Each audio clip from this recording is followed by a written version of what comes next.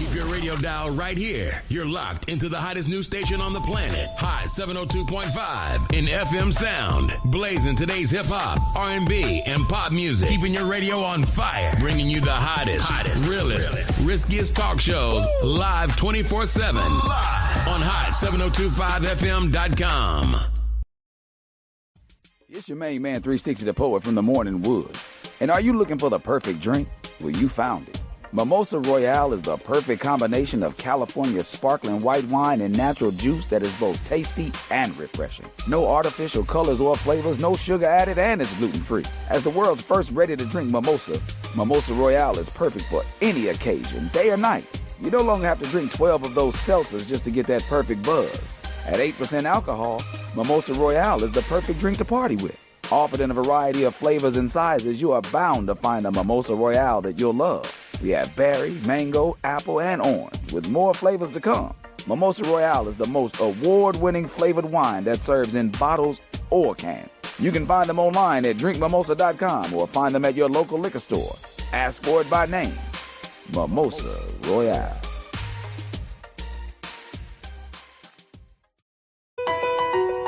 E-Class Consulting. It's owned and operated by E. Carice, providing tools, training, and resources that are sure to make you and your business even more successful. We are staffed with a marketing, credit, tax, and a real estate consultant. E-Class Consulting also provides a temporary admin service called E-Class Admins. Want to book an appointment with E-Class Consulting? Call 702-518-3002 or email book@eclassconsulting.com. E-Class Consulting, navigating you to greatness.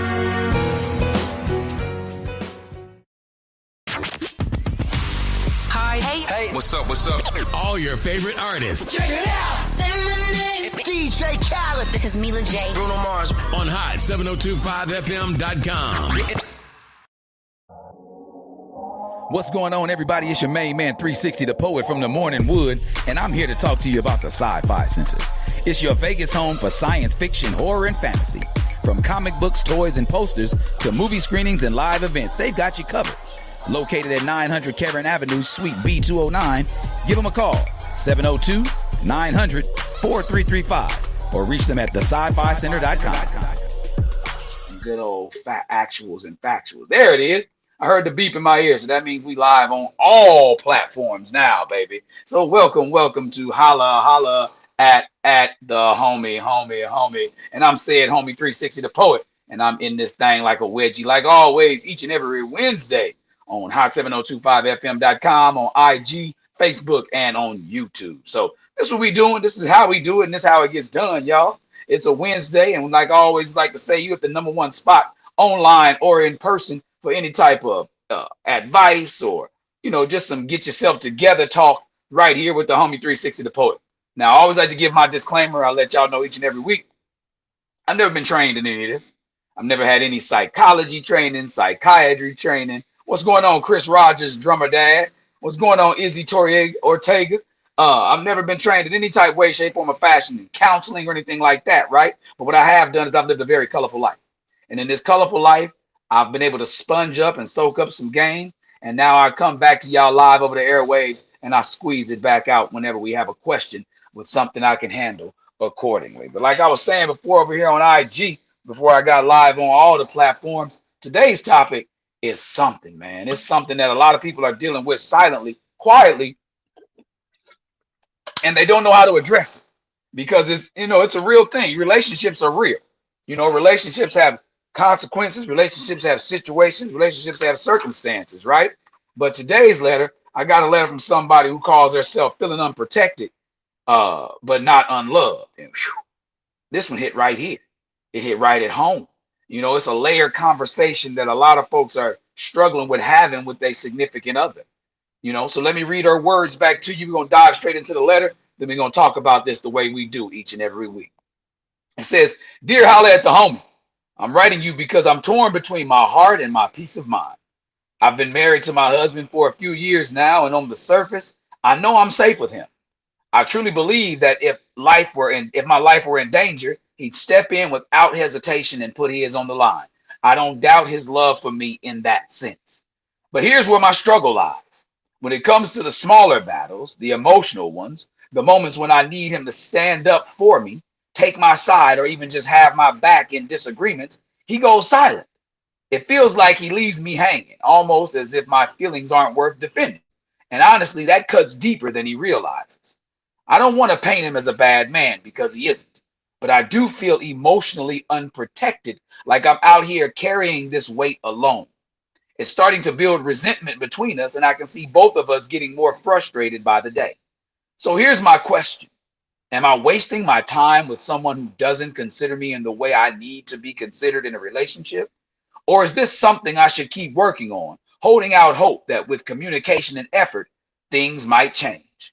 Signed, feeling unprotected, but not unloved. Woohoo!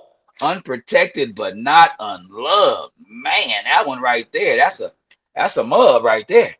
That one in itself is saying something, and I don't know exactly how anybody has tried to deal with this on their own at any given time.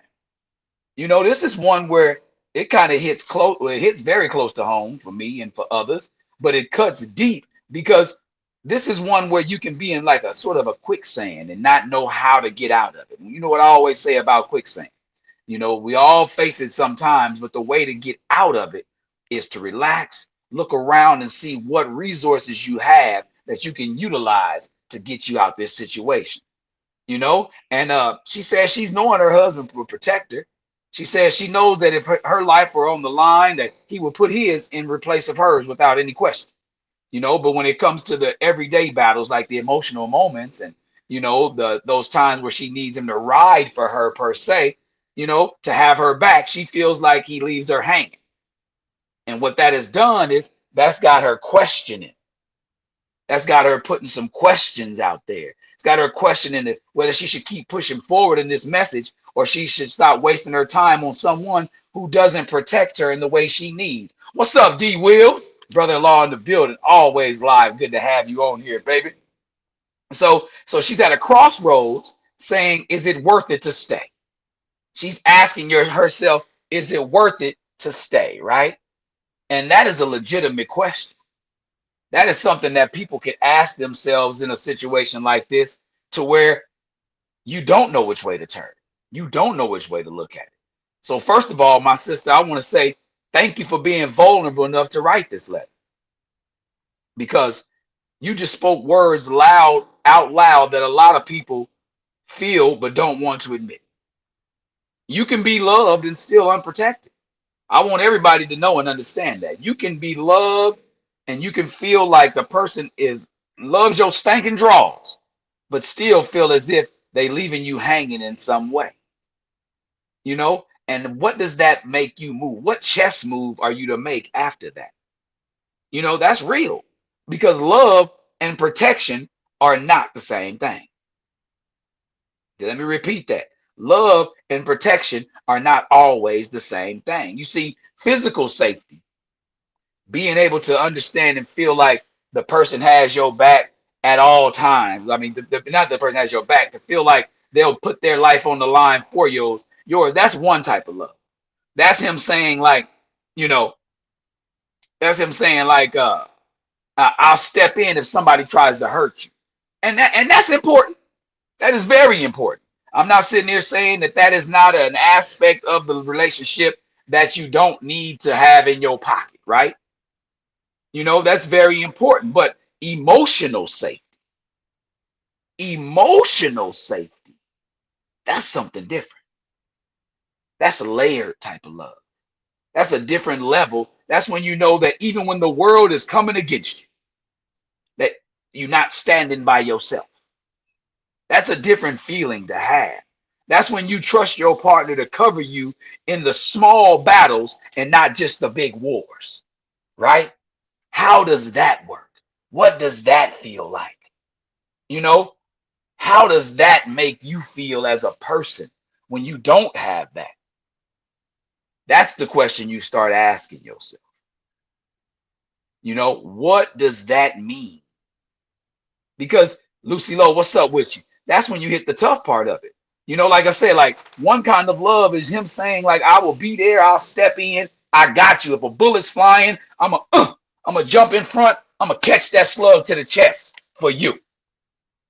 But what you're asking and what you're missing out of this, miss feeling unprotected but not unloved, is you're missing the safety of that layer of knowing that when the world is against you, that you're not by yourself, that you trust in your partner to cover you in the small battles, as well as what's up, Dakari Kofi, as well as in the big wars. That's deep. You asked a real question here, you know, and that means, you know, you're asking somebody to go to bat for you, to be your designated hitter when you don't have the strength to swing. So what does that look like for you? What does that feel like for you? Because you're obviously missing. You're obviously missing something that's not being translated across to you, right? So what does that mean? What does that mean for you? Because some men stay quiet because we don't, you know, okay, let me rewind. Some men are taught that safety for you as a partner is the protection and provision, the physical protection and financial provision. You know, we don't always understand that, you know, being a partner means that part of being able to cover you in the small battles as well as the big wars.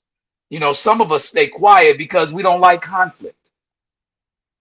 Some men think that keeping quiet and keeping peace is a lot better than stepping up and saying something. But to you, that silence is starting to feel like betrayal when it's you that's on the line.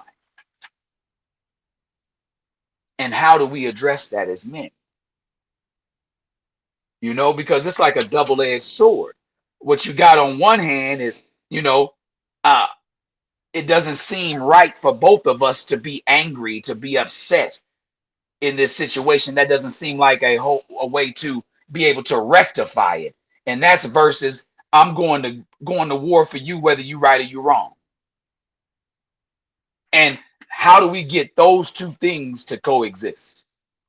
How do we get a man to say, I'm going to war for you, whether you right or you wrong, as well as say, hey, I'm going to just try to be the cooler head in the situation? How do we get those two things to coexist? That's what you're asking in your letter. So we're going to dive into it a little bit. Here's what I would say. I would say don't throw the whole relationship away. Don't just call it quits without, you know what I mean? It's a stipulation. It, you know, sometimes it may come to a point where you got to be like, cuff it, I'm gone, you know? But I would say don't do it without having some deep, some uncomfortable, and some brutally honest conversations about how his silence feels like betrayal. Because you got to ask, is this a deal breaker or is this an opportunity for growth? You got to ask yourself these things. Is this something that I can say, like, okay, if we can grow together in this arena, in this particular arena, as far as this subject is concerned, can we grow together in this? Or is this something like where you've reached your wits end and it's now a deal breaker for you? And it's now something that's saying like, hey, I'm really not interested in allowing this to continue to occur. That's where you are right now. That's the Libra in which you're kind of trying to balance. You know, again, I would say don't throw away the whole marriage without having those deep, uncomfortable, and brutally honest conversations. One-on-one, you know, whether it's before you get to therapy, because I'm going to recommend therapy above all things. I'm going to recommend that as well, because sometimes you need somebody as a moderator, a mediator that doesn't have a horse in the fight, a dog in the fight. You know, you got to be able to have somebody there to moderate the conversation so it doesn't go so one-sided, or if it isn't heavily influenced by one person just based off volume or anything like that, right? So, but you also have to have these conversations just y'all two, because that means you putting in the work, that you've gone into therapy in order to try to establish this. That's you putting in the work when it's just y'all two. Because, like, I learned a phrase a long time ago: nobody knows where the nose goes when the doors are closed. That means nobody knows but y'all what kind of work y'all putting in behind the closed doors when it's not a therapist there, when it's not a friend, a mutual friend there that y'all conversing with and trying to find a means to an ends with this. You know, you have to have those just one on one, but you got to tell him exactly what you told me. You said you need to recap. What's the details? So the details are, I got a letter from a young lady who says she's feeling unprotected but not unloved, to where she says, like, she knows her husband would put his life on the line for her. She knows that. She feels safe with him in that regard. But when it comes to the smaller battles versus the big wars, when she feels like she wants somebody to go to bat for her, that he leaves her hanging, and she's feeling unprotected in the relationship in regards to that. She's feeling alone in regards to when it's time for him to go to bat for her when nobody else is. And she's contemplating whether or not to say, forget all this and find this either somewhere else or by herself, or whether it's a moment for growth. I asked her, is it a moment of growth opportunity, or is it a deal breaker? So there you go. You caught up. That's the details on what we got. So that's the question I asked. I posed to her that this is like a double-edged sword. She's, it's like the man has to come to grips with, whether he doesn't want to say anything because he doesn't like conflict, or because he wants to be one of the cool heads in the situation, versus that he's going in, fight a brick, shoot a stick for her, whether she's right or she's wrong. So now we're trying to find a balance in the middle between the two, because one level head in a situation usually helps prevail and get everybody out of the situation. Like, for instance, when I'm hot headed and I'm going in balls to the wall, my wife is usually the person that kind of calms me down to kind of tell me, hey, you ain't got to go that hard. But at the same time, I know if I let her off the chain, she gonna bite just as hard as I am, probably faster than I am, because I'm, me, I'm the non-confrontational one until I'm not. Until I'm not, you know. But so that's what we're trying to figure out with this young lady, Miss Feeling Unprotected but not unloved. How do we get to that balance? How do we get the Libra even, the scales even? And I was telling her, don't throw the whole marriage away without, again, I'm not saying whether to leave or whether to stay. I never tell people what to do. I just simply give you options of what can be done based off what you tell me. If I'm missing some details in the story, then I won't be able to adjudicate, based off the details that I'm only going to be able to adjudicate based off the details I have, right? So what I've got is that she knows that he loves her. She knows that she's safe with him, but she doesn't feel protected in her moments of vulnerability. Ooh, there it was. That was it. Her moments of vulnerability. When she feels the most vulnerable, she doesn't feel protected by her husband. And that in and of itself is a problem for her, for him, for them. So again, I told her, make sure she tells him just what's going on, Arlinda, our darling Linda. I told her to have those moments, these conversations with him, to where she steps in and says, like, hey, when you don't go to bat for me when I'm feeling like by myself, I feel alone in those moments. When you don't go to bat for me, whether I'm right or I'm wrong, I feel as if you don't love me in that regard. I don't feel covered and protected by you. Because men need to hear, we need to hear it straight up. Like, take the band-aid off with us. We pretty much don't do much filling in the blanks. That's not our lane for most of us. 90% of us, I'm willing to say. That's not our lane, to fill in the blanks like that. So you got to let him know Miss feeling unprotected and but not unloved. You got to let him know that in those moments, it feels as if he's betrayed you whenever it's you on the line. You know, you got to tell him exactly what he needs to hear, what you want him to hear, because that's not a good place for a woman to be, especially. Let him know that when it doesn't frustrate you, it makes you feel unprotected and alone. And like I said, that's not a good place for anybody, but especially for a woman. What's going on, MSS.M? Steph in the building. What's happening? Which, let him know that that's not a good place for you to be. Use those exact words because men need clarity. I'm not going to sugarcoat and be like, oh, yeah, we got to figure that out. We need clarity. And we can't fix what we don't know is broken. Sometimes we even still choose not to fix what we know is broken. I got a door connected to my garage right now that's broken, and I still ain't fixing it. It's irritating the out of my wife. Irritating the hell out of her. She mad in the mofo that that door ain't fixed. But I get it. You know what I'm saying? But she told me that she mad, so I'll probably fix it by tomorrow or something like that. But I needed the clarity to know that it was bugging her that much. It wasn't bothering me that much. It's in the garage. You know what I'm saying? You come through that door, you're going to get shot any damn way. So here's what it is.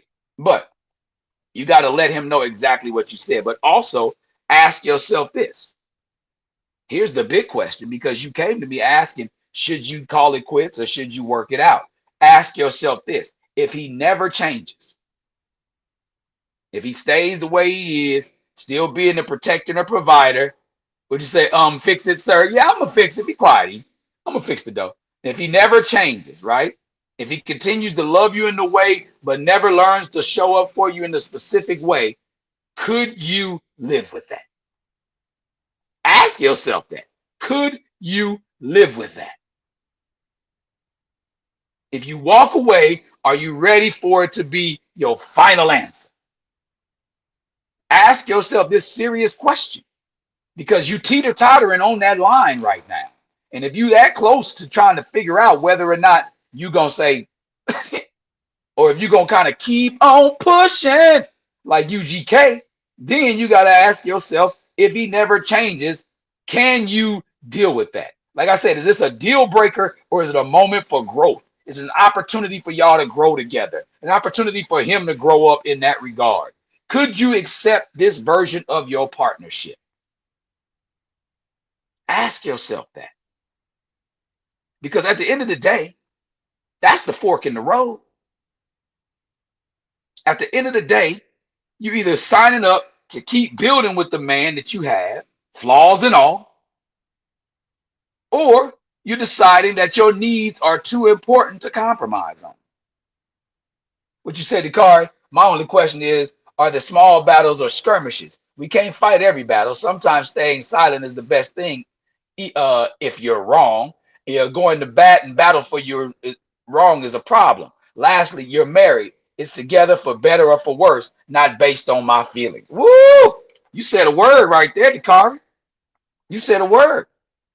Because that's exactly what I said earlier. Like, it's for better or for worse. Is this way saying, like, is it better or worse, or is it better without? That's what you're asking yourself here, Miss Feeling Unprotected but not unloved. You're asking yourself, like you said, you married to this man. It's not like y'all go together. It's not like a boyfriend-girlfriend situation. You just said I do. You just said your vows in front of God and family and everybody else. Even if you just went to the justice of peace, you had at least a witness.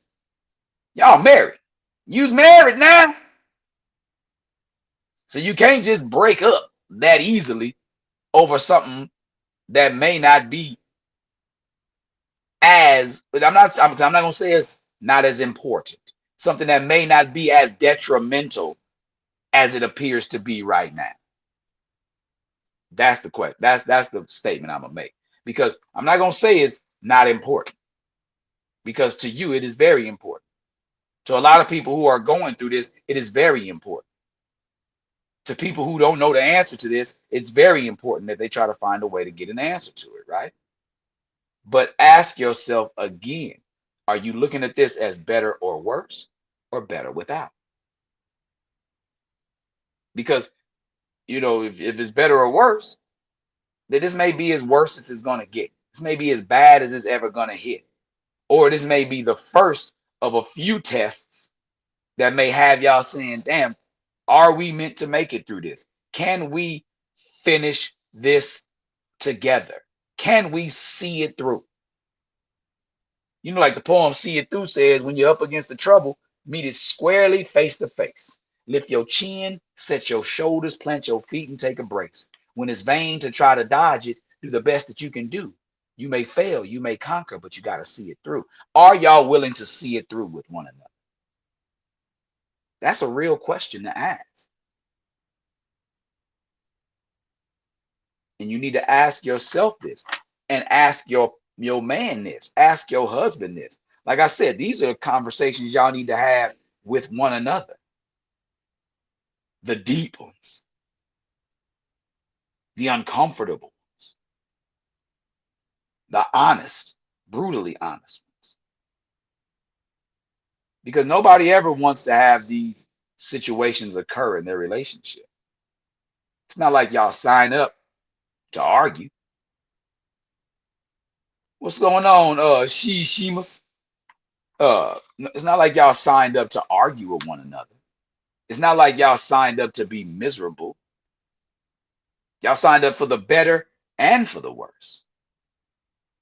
And if you learn how to handle things together, IMO, in my opinion, if you learn how to handle things together, then you'll be able to surpass the worst things that'll come against you. What they say about the enemy. The enemy's design is made up to seek and destroy, to kill and destroy, to kill the love and destroy the bond. So I would also recommend y'all pray about it. Because if he's just not getting it, if it's just not registering to him, even if after you have these conversations, right? Even after you let him know what is truly on your mind and give him the floor and opportunity to say how he receives what it is that's on your mind. Because that's another thing we got to make sure we keep in the fold, right? Everybody good at expressing and telling people what's on our mind. But we also have to have the wherewithal and the respect for the person with whom we're discussing these things with, to let them express how they receive what's on your mind. That's the question. That's what we asking, right? Asking, how do we receive what's on people's mind? How do people receive what it is that I told them, how I aired it all out? You can air it out all you want to, but if it's in one ear and out the other, they didn't receive it. So how is it? Give them the space and the allowance to be able to digest it, to receive it. If they don't respond immediately, but they showing motions in that direction, showing that they at least kind of heard and absorbed some of what you said, then give them that. Allow them that space to be able to do that, right? Let them be who they are in this situation. Don't make them try to be who you want them to be immediately. Let them organically, their person, receive what it is that you're saying. And then I'm sure that you'll get a way better response, because they're not doing it for you just because you asked them to do it for you.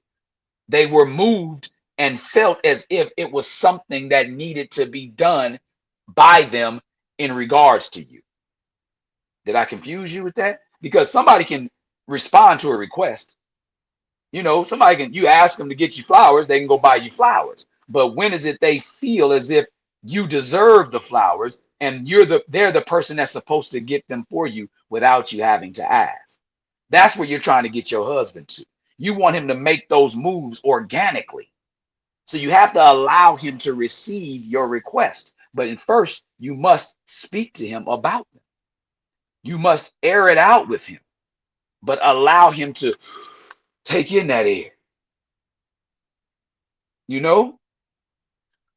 And I'm hoping this is resonating with you, Miss Feeling Unprotected but Not Unloved. I hope it's resonating with you that, yes, When you tell your husband that you're feeling unprotected, like you alone in the wilderness, whenever the wolves are around you, and he's just sitting there looking like they good, they ain't gonna bite.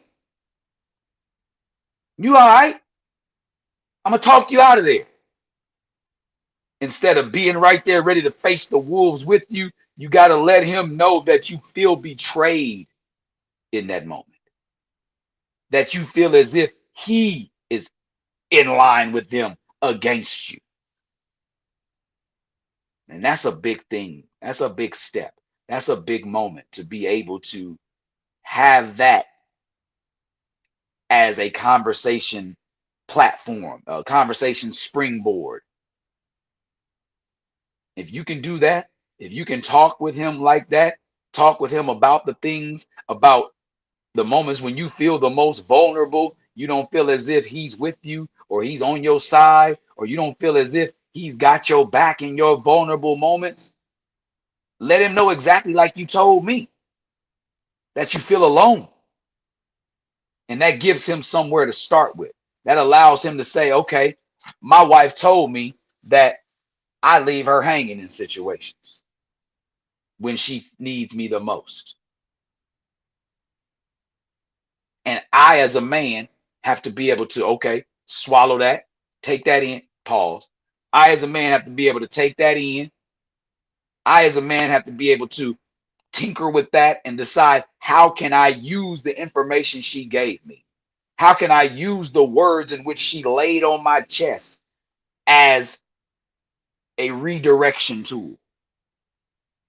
Do I want to do that? Do I want to redirect? What's up, McFadden Dot Amber? Long time, homegirl. Do I want to take, what my wife or my person or my partner told me? Because now, as the man, he's feeling vulnerable. He's feeling like, damn, that was a pow, pow. You got through the armor. You got through my bulletproof vest. It hit me right in the chest with that one. So how does he receive that? Is that a kill shot for him? Is that a kill shot for y'all when you deliver that message? Because if it's not, and y'all can come back from it, it was amazing that you were able to say, like, hey, babe, this is how I feel right now. Right now, I'm extremely vulnerable. And me telling you that you're not there for me in the moments when I am vulnerable, I'm putting myself in one of those moments to see if you'll be there for me now. You're putting the ball in his court. But you have to allow him the opportunity to size it up and see what to do with it. How is he going to volley that back to you? How is he going to return that without it feeling like an attack on you? Because in the moments of your vulnerability, you don't want to be attacked even more. So I'm hoping that he's taking some of this information in and saying, like, okay, well, I don't want to attack her or kick her while she's down or bite her while the rest of the wolves are at her ankles. I want to be able to protect her from that. So my volley, my return serve has to be something in the order of not trying to kill shot her with what I got to give back, but a way to kind of get it back to where we're coming back at each other. We're volleying with each other. So now she feels I'm in it with her. I don't want to deliver a kill shot to her when she hits me with this moment of vulnerability just because I'm feeling vulnerable. Because she done brought the truth to my face. The truth, when they say the phrase, the truth hurts, is an often overused phrase, but I don't think people really get what that means. Yeah, the truth hurts, but it's not supposed to be used as a weapon to hurt. It just hurts because it hits you in places where you were vulnerable, where you were unprotected. So now her truth about her being unprotected is hitting you as a husband in a spot where you felt you didn't have your guard up. You know what I'm saying? You can always deliver, but when you let that hand go, bow, that ear wide open. So now she can return shots. You say very accurate though. And that's what I'm saying. It's very accurate. Thank you for that, McFadden Dot Amber. It's spots where you are not protected when you're trying to deliver a kill shot yourself. So now you have to, as a man, this is my advice Again, I never tell people what to do. I just give you options of what can be done. As the man in this situation, you got to be like, okay, my woman's not attacking me. She's not attacking me by telling me how she feels. She's just making me aware in a spot where I wasn't covered and wasn't ready to receive. So as the man, he cannot take this as an attack. He has to take it as vital information. And what he does with that vital information is completely up to him, but that also determines where this is going to go. Because if he just takes that in like, well, dang, why you coming to me like that? Like, why you feel like I leave you unprotected? Like, that's messed up. You feel like you're not safe with me. If he takes it in all those ways, he really didn't hear you. He didn't listen to what you were saying. He may have heard the words come out your mouth, but he didn't receive what it was you were saying. Because again, you're not telling him that you don't feel safe with him. You just feel unprotected in your moments of vulnerability. But by putting him in a moment of vulnerability of his own, I'm hoping that he understands where you're coming from and is able to adjust accordingly. Because that's what it's all about. Because I started off by saying I would not suggest you throw away the whole marriage without having these conversations, without putting yourself back in a moment of vulnerability, hoping and praying that he won't leave you hanging again. Because if he does, then you got your answer. If he leaves you hanging with the information that you gave me, if you give that information to him, if he leaves you hanging in this moment, that means mother made you, mother loved you, mother you, is what he thinking in regards to your feelings.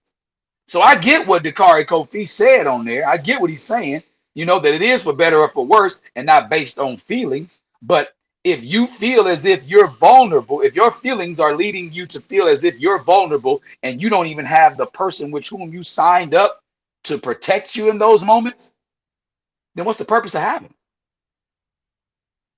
What's the purpose of being with that person if, yes, you can feel safe, like they'll shoot a wall for you, but won't protect you when everybody else, when the world is against you, including them?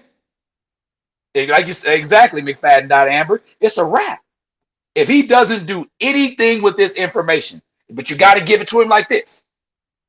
What's up, Gwen, Kylie Williams? What's up, Aunt Gwen? You got to give it to him like this, though. You have to be honest. Use the words you told me. Use the words that you told me. You got to say, hey, babe, when you do me like this, I feel as if I am being, I don't want to say disrespected. You feel as if you being spit on. You feeling as if you're being betrayed. That's the word I was looking for. Let him know that his silence in these moments translates to betrayal for you. And even if he feels like he's not trying to betray you, he still has to be empathetic and understanding that you feel that way in that moment and do something with that. He has to be willing to do something with that. But I don't want you to confuse his silence with a lack of love. Sometimes it's a lack of skill. Sometimes it's a lack of awareness. Sometimes it's even fear of making things worse. You're like, what do you mean by that, 360? Fear of making things worse. Sometimes we feel as if we go in just as hard as you are.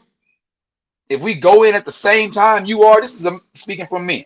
Sometimes we feel as if we go in at the same time without trying to bring some logic, some sort of, resolve, without this bubbling over into spillage.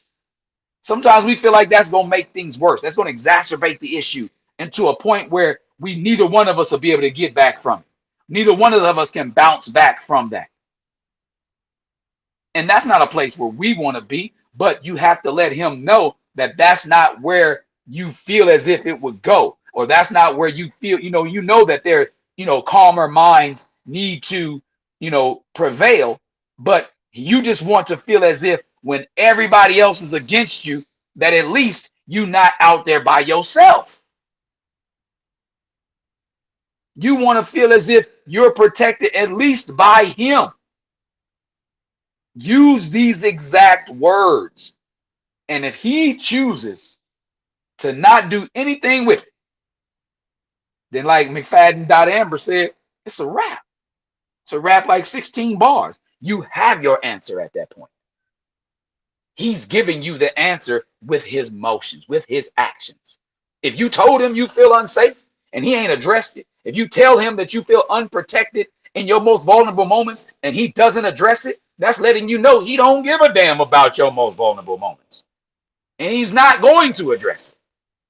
But if you see the roller coaster going back up to where you want to feel comfortable and protected again, right? You feel this roller coaster coming to where you feel as if, okay, he's making some progress, then give him a little bit. Give him a couple of beats. Because like I said before, men need specific facts. We need specific words. We need you to tell us, write it down if you have to. Write a letter to him. Write him an email so you can always go back. Per my last email. Write it down because, again, I'm not making excuses for men. I'm just telling you how we move a lot of the time. That's how we move as men a lot of time. If we don't see it in black and white, or if you don't tell us exactly, we're not going to fill in the blanks. We're not. And if we do, we're going to fill it in with man thoughts. And you see where that gets us. Men are from Mars, women are from Venus. So unless we consistently and cognizantly try to communicate our Venus and Mars languages, then we'll never be speaking us, and there's no translation for us. You know, like I say, if he's a good man, and you said it, you said, what'd you say in your letter? You said, I don't want to paint him as a bad man because he isn't. These are your words. You said, I don't want to paint him as a bad man because it isn't. But I do feel emotionally unprotected, like I'm out here carrying the weight alone. It's starting to build resentment between us. These are your words. So you said he's not a bad man. So if he's a good man and he loves you, there's a chance he just needs an opportunity, some time, and the tools, meaning the information, the understanding, to grow into the kind of protector that you need emotionally. Because you said it, you don't doubt, not one doubt. You said, you know, if your life was on the line, he would put his in front of yours. You said it. So you feel safe. But you have, and you know, make sure you lead with that. Like, babe, I feel safe with you. I know that you will give your life for me. Like I said, you tell him the exact words you told me. But in my moments of vulnerability, I feel as if you leave me hanging. You leave me in the wilderness with the wolves bearing down on me. And like I said before, it may be the fact that a lot of men, we think like, you know, cooler heads will prevail. So if in the instance, like Dakari Kofi said, you know what I'm saying, going to battle for you when you're wrong can.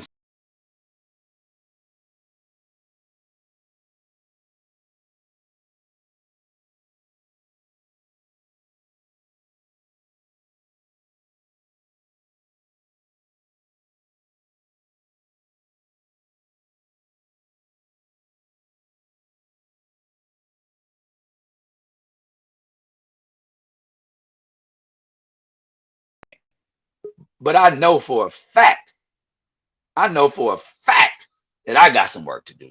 What you saying? Also playing devil's advocate. Are you on emotional roller coaster? If you are feeling vulnerable every other day, then you need some counseling. Daily skirmishes are exhausting, and this is true. A daily skirmish, like a, you know, or you feel like, you know, somebody fishing for the flaws. You know, a daily skirmish can be exhausting. It can be. And if you are, and if you are on an emotional roller coaster, feeling unprotected but not unloved, if you're on that emotional roller coaster, you have to find that middle ground. That's an excellent point, Dakari Kofi, and that's an excellent point, McFadden. Amber. Like you right, bruh. You right. You a good man, but your woman needs you to do some work.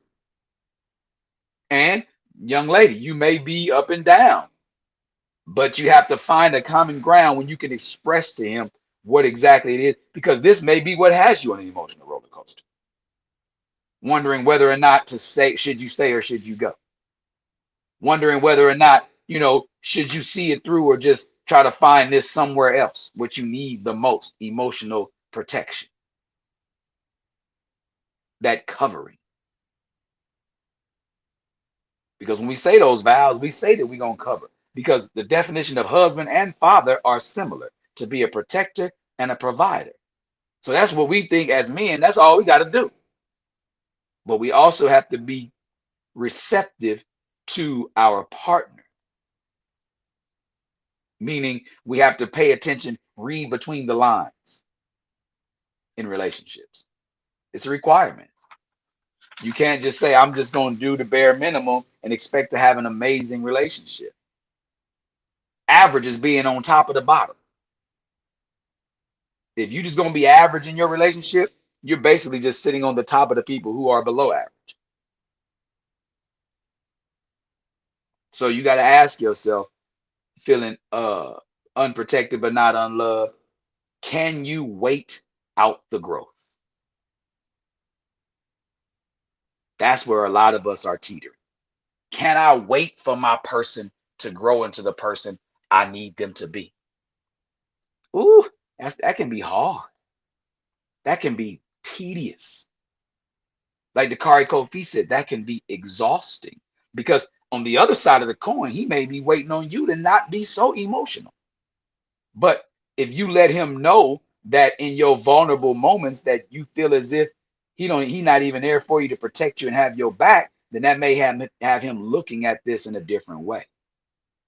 Like, because he may be like, oh, here she go again. When he realizes in this moment, after you telling these things, that maybe she needs me to step in and, put up my shield and protect her against something different. Not just the things that I can see all the time. But at the same time, also feeling unprotected but not unloved, ask yourself, are you there for him in his moments of vulnerability? Because we can ask for whatever we want, but we can't expect things that we don't give. Now, if you are giving those, if you are filling in those blanks in his moments of vulnerability, if you are, stepping up to bat for him in the wolves or got him out in the wilderness, then you in the perfect foot, you right in step, asking him to step up to the plate and do the same. But if you got to evaluate yourself as well, because again, I'm on both shoulders. I'm angel's advocate, devil's advocate. I'm always going to be on both shoulders. Ask yourself, are you offering what you're asking for? Is it a give and give situation? Is it a give some and they give some back? Is it reciprocal? Is it the boomerang? All the words I like to use on here. Are y'all being the same way?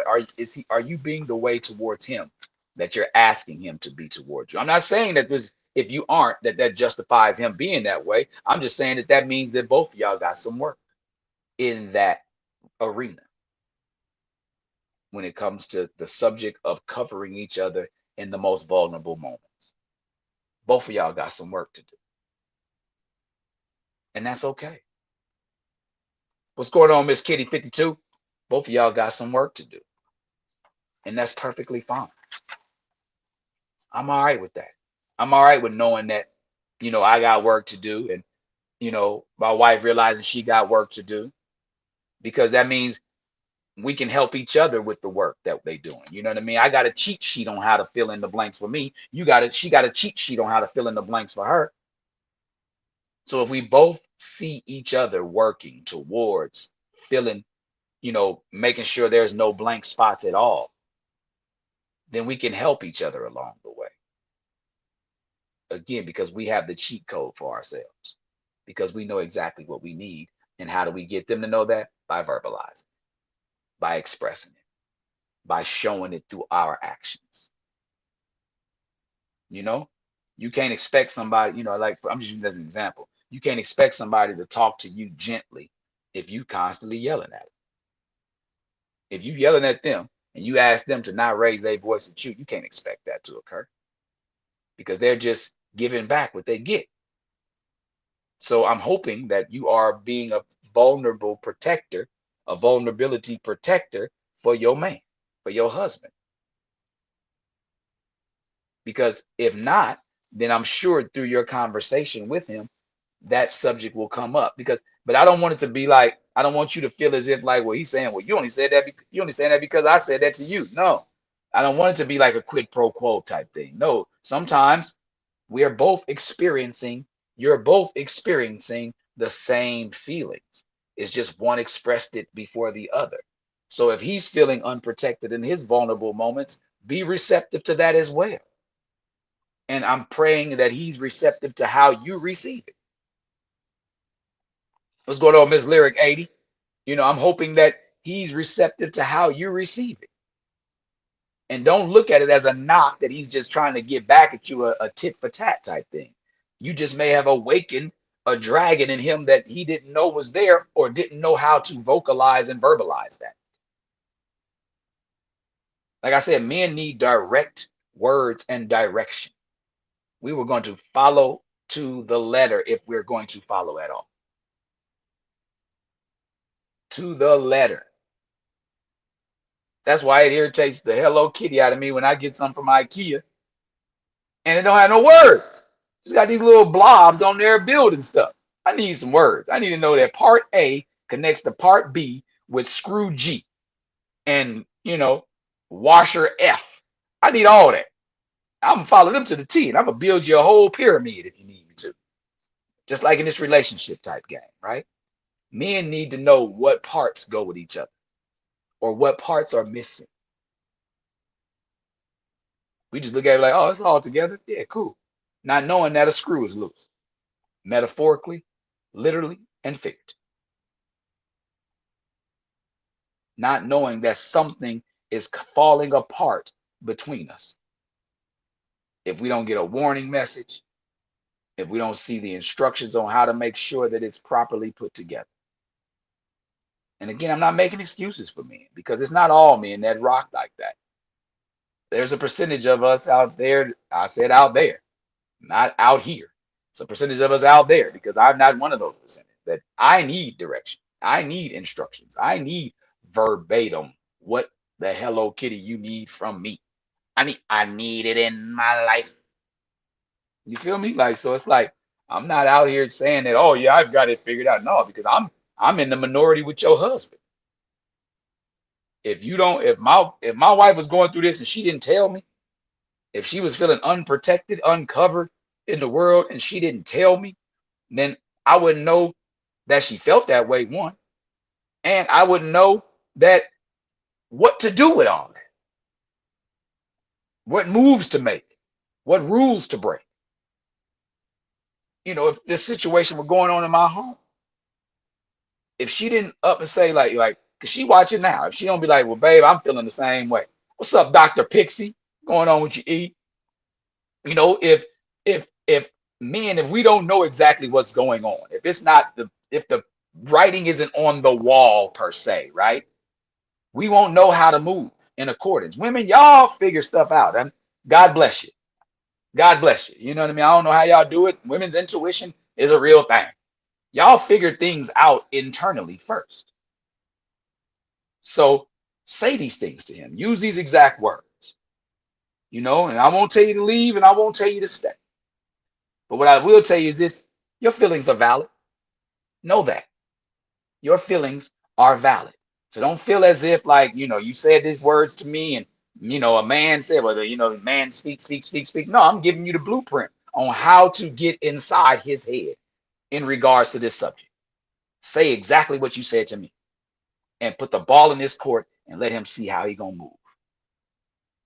Because your desire to feel emotionally protected is not, quote unquote, asking too much.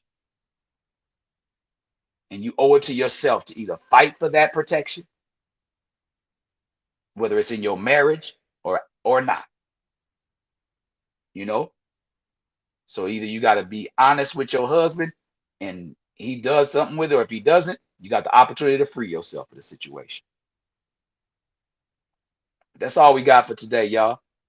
As always, I appreciate y'all tuning in and tapping in with me.